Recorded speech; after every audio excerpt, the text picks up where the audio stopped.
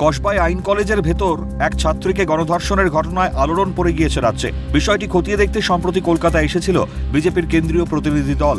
মঙ্গলবার কেন্দ্রীয় প্রতিনিধি দলের তরফেই কাণ্ডের রিপোর্ট বিজেপির সর্বভারতীয় সভাপতি জেপি নাড্ডার হাতে তুলে দেওয়া হয়। পরে সংবাদ মাধ্যমের মুখোমুখি হয়ে এই ইস্যুতে তৃণমূল সরকারের বিরুদ্ধে সুর চড়ান বিজেপির কেন্দ্রীয় প্রতিনিধি দলের সদস্য তথা সাংসদ বিপ্লব দেব। তার দাবি, বাংলায় গুন্ডামি বা ধর্ষণের মতন যে ঘটনাগুলি ঘটছে তা রাজ্যের মদতেই ঘটছে।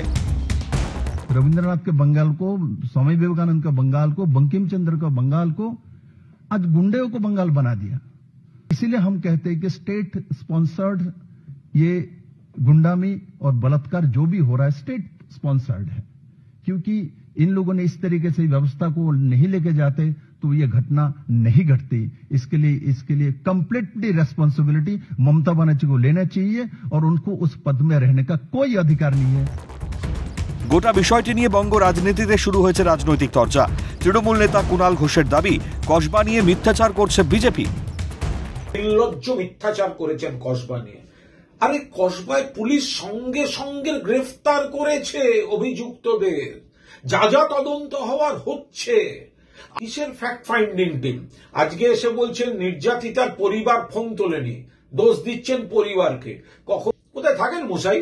যখন কার্তিক মহারাজ তার বিরুদ্ধে ওই মহিলা ভয়ঙ্কর যে অভিযোগগুলো আনেন, ফ্যাক্ট ফাইন্ডিং টিম ফ্যাক্ট খুঁজতে তখন গেলেন না কেন? যদিও এই ইস্যুতে রাজ্যের শাসক দলের বিরুদ্ধে তীব্র আক্রমণ শানিয়েছে গেরুয়া শিবির। কেন্দ্রীয় প্রতিমন্ত্রী সুকান্ত মজুমদারের অভিযোগ, পশ্চিমবঙ্গে আইনের শাসন নেই, পাশাপাশি রাজ্যের মহিলারা সুরক্ষিত নন বলেও দাবি তার। যে টোটাল কোথাও সেখানে মানে ল নেই, ললেসনেস, টোটাল ললেসনেস পশ্চিমবঙ্গে, এবং তার সাথে মহিলারা সব থেকে বেশি অসুরক্ষিত। এত মহিলাদের উপর অত্যাচারের সংখ্যা দিন দিন বাড়ছে, রেপ থেকে শুরু করে মহিলাদের শ্লীলতাহানি একের পর এক ঘটনা বাড়ছে, যেটা মমতা বন্দ্যোপাধ্যায়ের মতো একজন মহিলা মুখ্যমন্ত্রী হওয়ার পর বাড়াটা অত্যন্ত অস্বাভাবিক বলে আমার মনে হয়।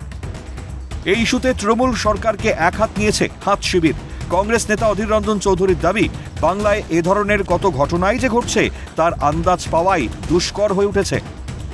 कलकत्ता में दिन दहाड़े उसी कॉलेज की जो स्टूडेंट जो कानून शिक्षा लेने की गई थी, उन पे ही टीएमसी पार्टी के नेता यूनियन रूम में बुलाकर छेड़खानी की, बाद में गार्ड रूम में जाकर सामूहिक बलात्कार भी। अगर ये दरिंदों को ये लगते कि ये बाहर जाकर खुलासा कर देंगे तो उनको मार ही देते, और हिम्मत दिखाई ये शिकायत दर्ज करने के लिए। न जाने कितने छात्रा को इस तरीके की कॉलेज की यूनियन रूम में बुला के, धमका के, डरा के जबरन सामूहिक दुष्कर्म किए जाते हैं बंगाल की कॉलेजों में, ये अंदाजा नहीं लगा जा सकता।